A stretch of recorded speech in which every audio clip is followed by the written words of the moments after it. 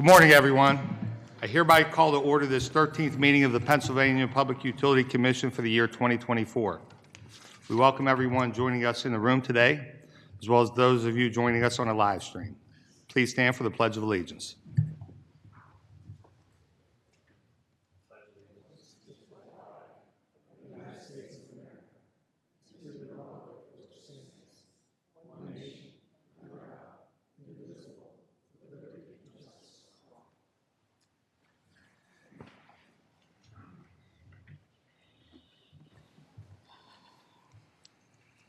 Yesterday, we recognized a very somber day in our nation as we remembered the anniversary of September 11th. I ask you to join me this morning in a moment of silence to honor the nearly 3,000 people we lost that faithful day 23 years ago, including the 40 passengers and crew members who died on United Airlines Flight 93 in Shanksville, Pennsylvania.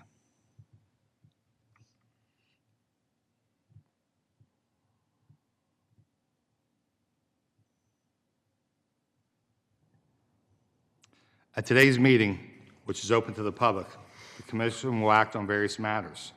Since adequate forums have been made available for public participation in cases before the Commission, there is no opportunity for the public to address the Commission at this public meeting. The public meeting motions, statements, and video will be available on the Commission's website later today. The first matter on this morning's agenda is the approval of the minutes of the meeting of August 1st, 2024. I recognize Commissioner Zerfas as the editor of the minutes. Commissioner Zerfas. Thank you, Mr. Chairman. I have reviewed the minutes of the August 1, 2024 public meeting and move that they be approved as submitted. Thank you. You've heard the motion by Commissioner Zerfas. Is there a second? Second. Seconded by Vice Chair Barrow. Any discussion? Hearing none. All those in favor say aye. Aye. Aye. Those opposed, no. The ayes have it. The minutes are approved by a vote of 5-0. Madam Secretary, we are ready for your presentation. Good morning, Mr. Chairman, and good morning, Commissioners. Your various bureaus and offices have prepared the following agenda items for your consideration. Therefore, let us begin on page 1 with the recommendation of Director Monahan and the Bureau of Audits that the Commission adopt the annual report of management audits and management efficiency investigations for the fiscal year 2023 to 2024 and make the report public. Is there a motion to consider the staff recommendation? So moved. Is there a second? Second. Motion made by Commissioner Zerfas, seconded by Commissioner Yenora. Any discussion? Hearing none. All those in favor, please say aye. Aye. Aye.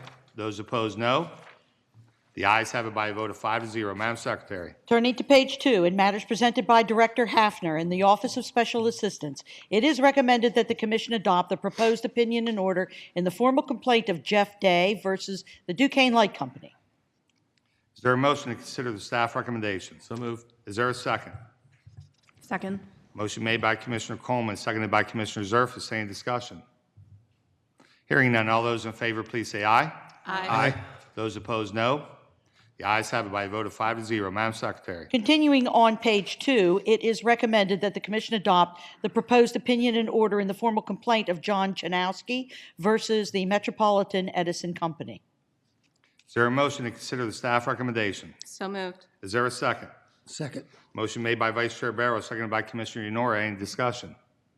I do have a conflict statement in this case. Before joining my staff as legal counsel, Joel Cheskis was employed in the Commission's Office of Administrative Law Judge and worked on this case. Please note he has not advised me in this matter. Any further comments? Hearing none. All those in favor, please say aye. Aye. Those opposed, no. The ayes have it by a vote of 5-0. Madam Secretary. Turning to page 3, it is recommended that the Commission adopt in an omnibus motion both items on page 3, beginning with the petition filed by PPL Electric Utilities for tariff modifications, and continuing on page 4, pausing to note that the first item on page 4, the formal complaint of Robin K. Stanton versus the Philadelphia Gas Works, has been withdrawn by the Office of Special Assistance, and now continuing the omnibus motion to include and end with the second item on page 4, the informal investigation of the PUC's Bureau of Investigation and Enforcement versus the Pike County Light and Power Company. Is there a motion to consider the staff recommendations? So moved. Is there a second? Second. Motion made by Commissioner Yenora, seconded by Commissioner Coleman. Any discussion? Hearing none, all those in favor, please say aye. Aye. Those opposed, no. The ayes have it by a vote of 5-0. Madam Secretary. Turning to page 5, it is recommended that the Commission adopt the proposed opinion and order in the tariff supplement and rate increase proposal filed by the Peoples Natural Gas Company. Is there a motion to consider the staff recommendation? So moved. Is there a second? Second. Motion made by Vice Chair Barrow, seconded by Commissioner Zerfus. Any discussion? Chairman, I have a statement. Vice Chair Barrow. Thank you. Before us for consideration are exceptions filed by the Office of Consumer Advocate to the recommended decision in the Peoples rate case. We also have in front of us a joint petition for settlement. It is not unanimous. The OCA did not join in the settlement. And I just want to share a couple of thoughts that I have on this case. So Peoples proposed an overall increase of approximately $154 million.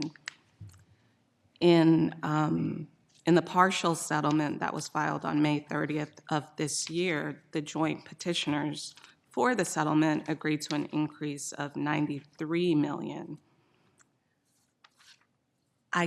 While I believe that the $93 million arrived at by the joint petitioners is not unreasonable, and it's very close to the, for example, $90 million first proposed by I&E, I need to underline the point that it is the result of a black box settlement.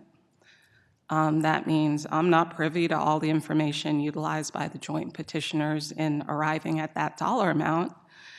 And I want to explain a few of the positions taken by the joint petitioners that I don't necessarily agree with.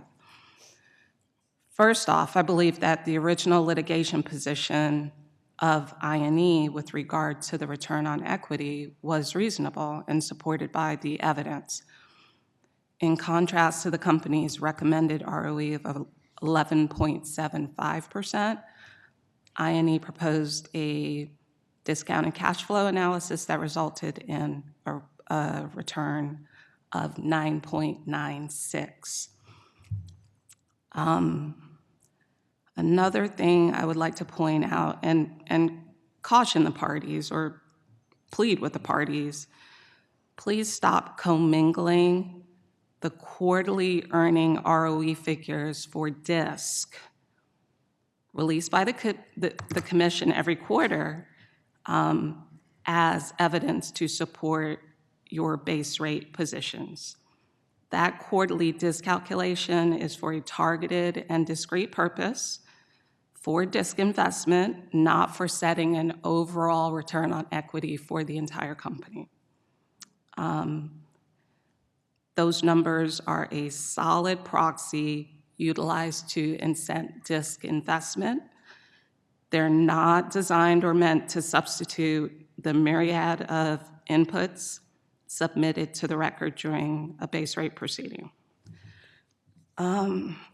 Notably, as highlighted by I&E, the DISC establishes a benchmark that's meant to cap or curb utility over earnings. It's not meant to serve as a measurement for the cost of equity in a base rate proceeding. My second point is that I also agree with I&E's final proposed adjustments. They made a total adjustment of $9.4 million to the company's total claimed expenses and $393,000 approximately to total base rate adjustments. And finally, cap structure. Peoples proposed 45.33 debt, 54.67 equity. I&E confirmed that the company's equity ratio is well above the average and near to the highest end of the company's proxy group. I agree with the OCA's capital structure proposal of 50% debt, 50% equity. This is the first case that I've noticed where that was called extreme. That was strange to me. That has historically been where the commission lands. Not only does this capital structure comport with commission precedent, but as highlighted by I&E, it is optimal when trying to balance financial integrity of a utility as well as trying to control cost to ratepayers.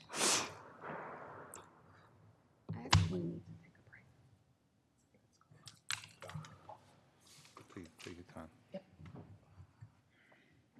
We'll be at ease.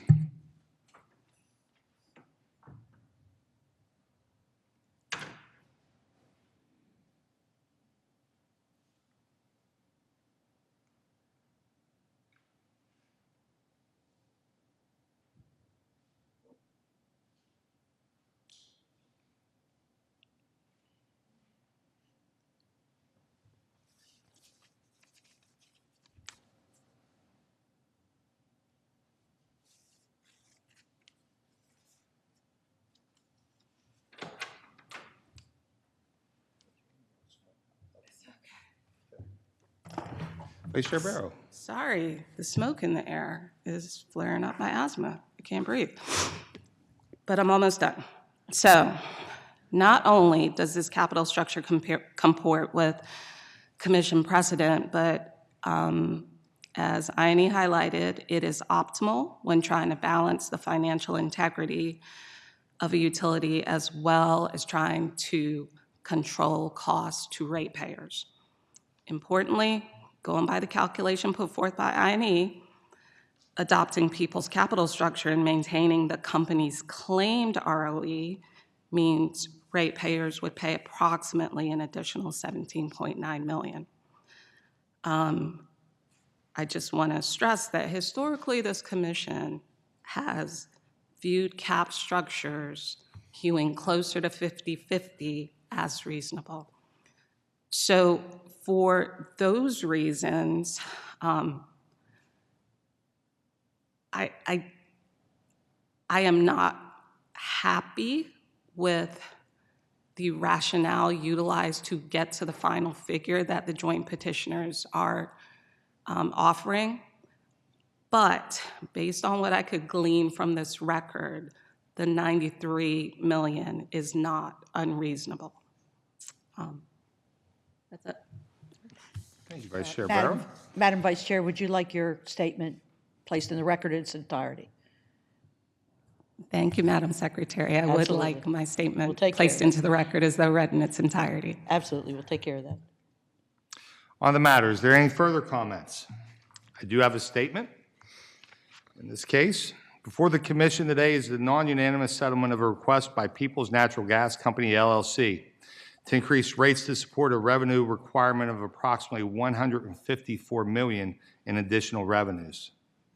The settlement, which lowered the increase to $93 million, was agreed to or not opposed by all active parties, except the Office of Consumer Advocate, which opposed the settlement in its entirety and filed exceptions that we addressed here today. I commend the parties for reaching a comprehensive settlement in this matter, even though the settlement is non-unanimous. I find the settlement to be consistent with applicable laws and in the public interest. Therefore, I support the adoption of the settlement consistent with the recommendation of the Administrative Law Judge. While the Commission encourages settlements, the Commission does not rubber stamp them. This settlement, like all others, has been thoroughly vetted before being considered by this Commission. I respect the OCA's opposition to the settlement, but I see the settlement as a compromise that is in the public interest. For example, although the overall increase will be 11.1% over present revenues, in general, efficiencies will be gained through the merger of two rate divisions, resulting in lower monthly bills for some customers. Although the settlement considered today does increase some rates, it also includes a separate low-income stipulation entered into between Peoples, CAUSE Pennsylvania, and the Weatherization Task Force regarding various low-income issues. This includes, among other things, Peoples auto-enrolling LIHEAP recipients with significant balances into its customer assistance programs, permitting auto-recertification of CAP enrollment, and waiving the income documentation requirements for CAP applicants who have received LIHEAP funding in the last 2 years. In addition, Shareholder contributions to People's Hardship Fund will be increased by $150,000 per year until the next Universal Service and Energy Conservation Plan is filed. These are all consumer benefits. Furthermore, while some issues raised in this proceeding are not being resolved by this settlement, such as some customer service issues, I do appreciate the provision that requires Peoples to monitor and capture data on leaks of first-generation plastic in their risk reduction data collection. This provision is timely, given the tentative order we adopted at our August 1st public meeting regarding replacement of older plastic pipe in natural gas distribution systems, and is also a consumer benefit. While no party gets everything they want in a settlement, and there remain valid issues to be addressed, the settlement being considered today is consistent with applicable laws and is in the public interest. As such, I vote to approve the settlement without modification, as recommended by the Administrative Law Judge. Any further comments? Hearing none, all those in favor, please say aye. Aye. Aye. Those opposed, no. The ayes have it by a vote of 5-0. Madam Secretary. Continuing on page 5, it is recommended that the Commission adopt the proposed opinion and order in the petition for reconsideration filed by Nukunu Transportation, LLC. Is there a motion to consider the staff recommendation? So moved. Is there a second? Second. Motion made by Commissioner Zerfas, seconded by Commissioner Coleman. Any discussion? Hearing none, all those in favor, please say aye. Aye. Aye. Those opposed, no. The ayes have it by a vote of 5-0. Madam Secretary. Turning to page 6, in matters presented by Director Diskin and the Bureau of Technical Utility Services, it is recommended in an omnibus motion that the Commission adopt both items on page 6, beginning with the application filed by New Energen LLC, and continue the omnibus on page 7 to include both items on page 7 and both items on page 8, ending the omnibus with the registration of securities certificates filed by the Citizens Electric Company of Lewisburg, Pennsylvania. Is there a motion to consider the staff recommendations? So moved. Motion made by Commissioner Yanora, seconded by Vice Chair Barrow. Any discussion? Hearing none, all those in favor, please say aye. Aye. Aye. Those opposed, no. The ayes have it by a vote of 5-0. Madam Secretary. Turning to page 9, in matters presented by Chief Counsel Screven and the Law Bureau, it is recommended that the Commission adopt in an omnibus motion both items on page 9, beginning with an order revising the membership of the Pole Attachment Working Group and continuing and ending the omnibus on page 10 with the order regarding administrative penalties under the PA One Call Act. Is there a motion to consider the staff recommendations? So moved. Is there a second? Second. Motion made by Commissioner Coleman, seconded by Commissioner Zerfas. Any discussion? Hearing none, all those in favor, please say aye. Aye. Those opposed, no. The ayes have it by a vote of 5-0. Madam Secretary. Turning to page 11, and matters presented by Chief A.L.J. Rainey and the Office of Administrative Law Judge, it is recommended that the Commission adopt the recommended decision of A.L.J. Dunderdale in the application filed by Pennsylvania American Wastewater to purchase the assets of the Salisbury Township Municipal Authority in Lancaster County and begin wastewater service to portions of Salisbury Township. Is there a motion to consider the staff recommendations? So moved. Is there a second? Second. Motion made by Vice Chair Barrow, seconded by Commissioner Zerfas. Any discussion? I do have a statement in this matter. Before the Commission is the application filed by Pennsylvania American Water Company to approve its acquisition of the Salisbury Township Municipal Authority wastewater collection and conveyance system. The application was filed pursuant to Sections 507 and 1102 of the Public Utility Code. On February 21st, 2024, PAWC filed a joint petition for approval of unanimous settlement, which was signed by PAWC, Salisbury Township, and the Office of Consumer Advocate. Salisbury Township provides service to approximately 223 residential and 28 commercial customers in Lancaster County. The settlement proposes an acquisition price of $990,000. There are a number of tools this Commission and the regulated water community have to effectuate sensible consolidation and regionalization. These include Sections 529, 1102, and 1329 of the Public Utility Code. Each of these sections offers a clear public benefit when utilized carefully and within the right circumstances.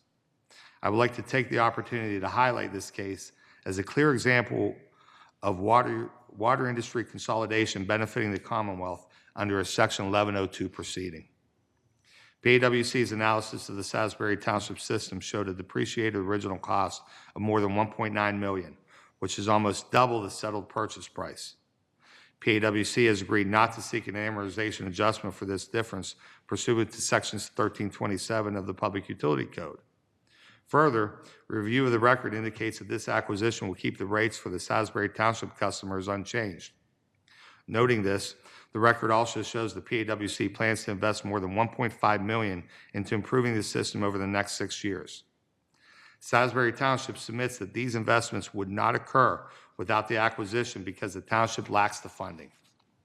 The Commission's policy on acquisitions aptly states that the regionalization of water and wastewater systems through mergers and acquisitions will allow the water industry to institute better management practices and achieve greater economies of scale. This case is a prime representation of such referenced regionalization working. Therefore, I'm happy to voice my support for this acquisition, as I believe the terms to clearly be in the public interest. Any further comments? Hearing none, all those in favor, please say aye. Aye. Those opposed, no. The ayes have it by a vote of 5-0. Madam Secretary. Continuing on page 11, it is recommended in an omnibus motion that the Commission adopt the recommended decision of ALJ DeVoe in the petition filed by Veolia Water, Pennsylvania, and continue the omnibus to include both items on page 12, adopting the recommended decisions of ALJ Dunderdale in both the 1307F purchase gas cost tariff supplement filed by the Peoples Natural Gas Company, LLC, and ending the omnibus with the 1307F purchase gas cost tariff supplement filed by Columbia Gas of Pennsylvania. Is there a motion to consider the staff recommendations? So moved. Is there a second? Second. Motion made by Commissioner Coleman, seconded by Commissioner Yenora. Any discussion? Hearing none, all those in favor, please say aye. Aye. Those opposed, no. The ayes have it by a vote of 5-0. Madam Secretary. Mr. Chairman, that concludes the regular agenda. Turning now to the carry-in. On page 1 of the carry-in agenda, it is recommended by the Office of Special Assistants that the Commission adopt the proposed opinion and order in the procedural matter regarding the formal complaint of Knox Township versus the Buffalo and Pittsburgh Railroad. Is there a motion to consider the staff recommendation? So moved. Is there a second? Second. Motion made by Vice Chair Barrow, seconded by Commissioner Coleman. Any discussion? Chairman, I have a conflict Vice statement. Chair Barrow. Thank you. Kayla Ross, who works for me, used to work in I&E, and she worked on this matter. She has not advised me. Thank you. Any further comments? Hearing none, all those in favor, please say aye. Aye. Those opposed, no. The ayes have it by a vote of 5-0. Madam Secretary. Mr. Chairman and Commissioners, that concludes all items to be considered today. Thank you. Before we conclude today's public meeting, I would like to recognize Commissioner Zerfus for remarks on Rail Safety Month. Commissioner Zerfus. Thank you, Mr. Chairman. As we recognize National Rail Safety Month, it's important that we take a moment to reflect on the vital role rail safety plays in our communities and what we can all do to help prevent accidents and save lives. The PUC has a long history in rail safety, dating back to the early 1900s when we first began as the Pennsylvania State Railroad Commission. Today, that legacy continues through our oversight of 62 railroad companies, 5,600 public at-grade crossings, and 3,200 bridges. These aren't just numbers. They represent thousands of points where people, vehicles, and trains intersect. Ensuring safety at these crossings and along rail lines is one of our top priorities. I've had the opportunity to be in the field alongside some of our rail safety inspectors, observing firsthand the work that they do every day. And I will remind you that they do this when it's really hot outside, when it's raining, when it's snowing or sleeting. I can personally attest to their remarkable knowledge, skills, and dedication to keeping our rail system safe. Their tireless efforts are often behind the scenes, but they play a crucial role in protecting the public and ensuring our rail infrastructure is secure. National Rail Safety Month is a timely reminder that safety around railroads requires vigilance from us all. By raising awareness of key safety practices, we can prevent unnecessary accidents and protect lives. Organizations like Operation Lifesaver provide some critical tips to keep in mind. Like always stay off the tracks. Not only is it illegal, but it's dangerous. Remember that trains have the right of way. Never try to outrun them. Always cross the tracks at designated crossings. Stay alert, avoid distractions like texting or wearing headphones near tracks. And never drive around lowered crossing gates under any circumstances. On our side, the PUC remains focused on maintaining and improving safety across the rail system. Our rail safety inspection section, staffed by 10 Federal Railroad Administration certified inspectors, plays a key role in this. Over the past year, our inspectors have conducted over 1,290 reports, inspecting everything from track conditions to train signals and hazardous materials. This work is essential to protecting both the public and those working within the rail system. Additionally, our engineering section has reviewed 180 applications and complaints this past year alone. We have scheduled 190 safety inspections and field meetings at railroad crossings, ensuring that safety measures are in place and functioning properly. When accidents do happen, our rail safety section steps in to review each incident, whether it involves a pedestrian, a vehicle, or anything along the rail line. We carefully assess these situations and determine if further action is necessary to prevent future incidents.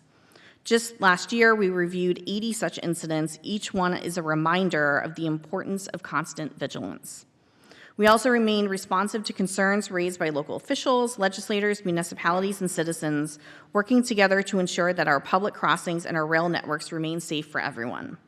So as we observe National Rail Safety Month, let's all commit to staying safe around the railroads. Whether you're walking, driving, or cycling, please take a moment to remember these safety tips. Thank you. Thank you, Commissioner Zerfus. Next, I'd like to recognize Vice Chair Barrow for comments on digital connectivity and Lifeline Awareness Week. Thank you, Chairman. This week, September 8th through the 14th, we recognize Digital Connectivity and Lifeline Awareness Week. In today's connected world, access to voice and broadband services isn't just convenient, it is essential for medical, education, government services, community resources, and of course, connecting to family and friends, among other things. Digital Connectivity and Lifeline Awareness Week is a timely reminder that financial constraints should not leave anyone without phone or internet service simply because they cannot afford it. It is a different world we live in, and that connectivity is crucial. Because the Affordable Connectivity Program funding ended earlier this year, we urge consumers to apply for the Lifeline program if they are not already a participant, and to reach out to their provider to see if there are other low-cost options available. In addition to the Lifeline program, several broadband providers do offer their own low-cost, low-income programs to help PA consumers. Thank you. Thank you, Vice Chair Barrow. Next, I recognize Commissioner Yanora for remarks on National Preparedness Month. Commissioner Yanora. Thank you, Chairman. In a proclamation by Governor Josh Shapiro recognizing September as Preparedness Month, it is noted that 1 in 3 adults has been affected by extreme weather in the past 2 years, with snowstorms and hurricanes being the most reported in the eastern United States. Here at the PUC, we have staff in multiple bureaus dedicated to working on emergency preparedness issues.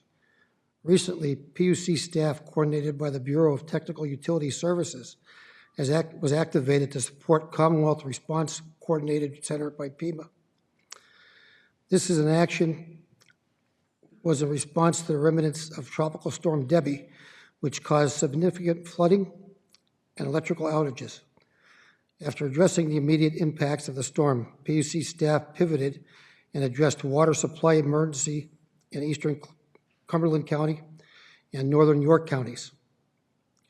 This shows that organizations have to be flexible and be ready to address different issues such as the loss of critical infrastructure resources like water and electrical power. This month is a good reminder that business, government agencies, and even individual families need to be prepared for emergencies and have a plan ready in order to be resilient and keep informed by changing circumstances. Thank you. Thank you, Commissioner Yanora. Now I'd like to recognize the retirement of Bobby Joe Williams.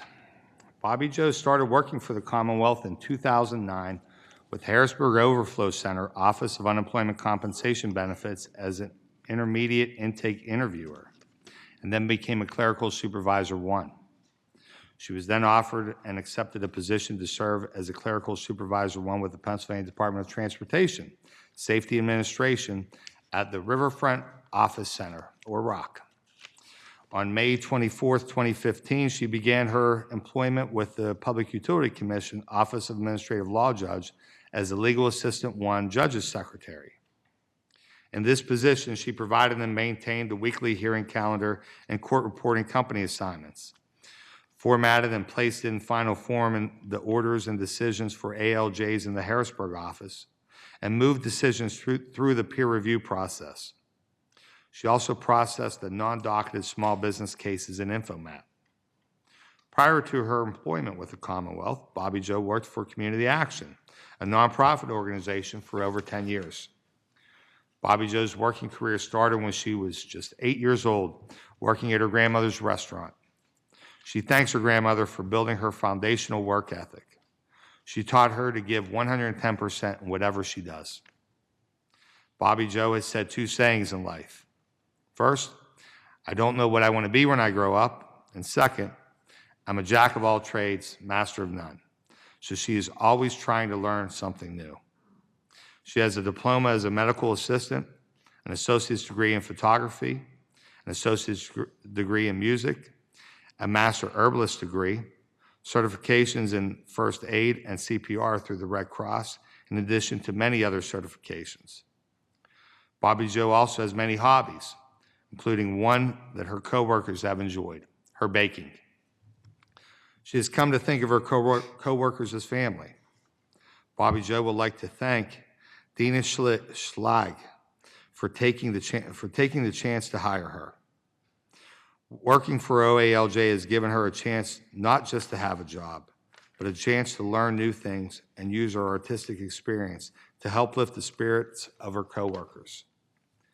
She has entertained OALJ members over the years through her office bulletin board displays, including NFL updates, a snowman and winter wonderland theme, spring animals, and the latest, inspirational honeybees, each one bearing the name of an OALJ member. Over the years, she has also engaged in team building activities, participation in the holiday choirs, and many other PUC projects. Most people who know her already know her retirement plans, but for those of you who don't, she will be moving to Mongolia in December. She believes that she'll be working harder after she retires. Her plans include helping her Mongolian friends set up their new tour business. She also will be starting a newsletter, website, and YouTube channel, researching international history, and doing photography and drone videography. Bobby Joe, you certainly have a lot ahead of you. I'm exhausted by reading all that. But I do understand that you'd like to say a few words, so please come forward. The floor is yours.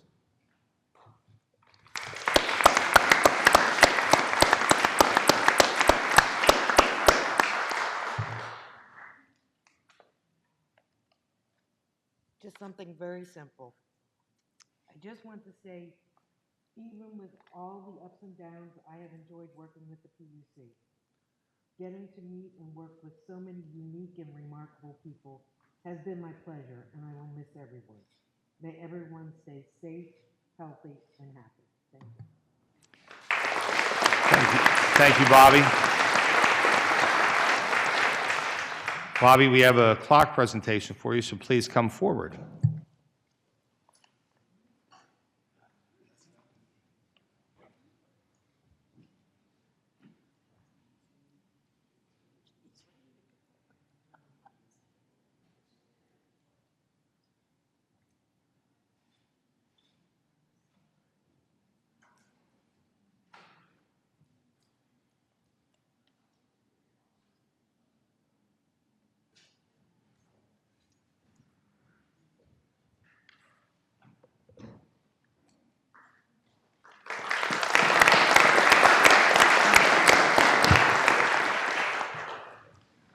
Finally, before adjourning this meeting, I'd like to take a moment to reflect on my first year as chairman of the PUC and to express my sincere gratitude for the hard work and dedication of our staff that has made this year a very productive 12-month period for the commission.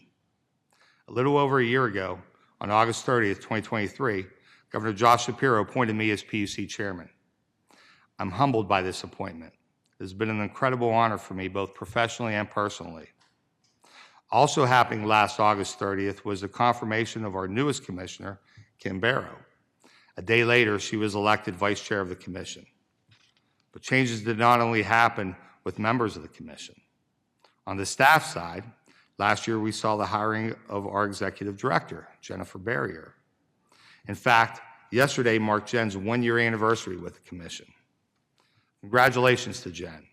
She has brought energy, expertise, and professionalism to a role at the center of everything this organization does to fulfill its statutory and regulatory responsibilities. Under our new leadership team, we have seen positive momentum further supported by recent leadership changes among our bureau directors, including David Screven as chief counsel, Allison Castor as chief prosecutor, Kim Hafner as director of Office of Special Assistance, and Lori Moore as Director of the Bureau of Consumer Services.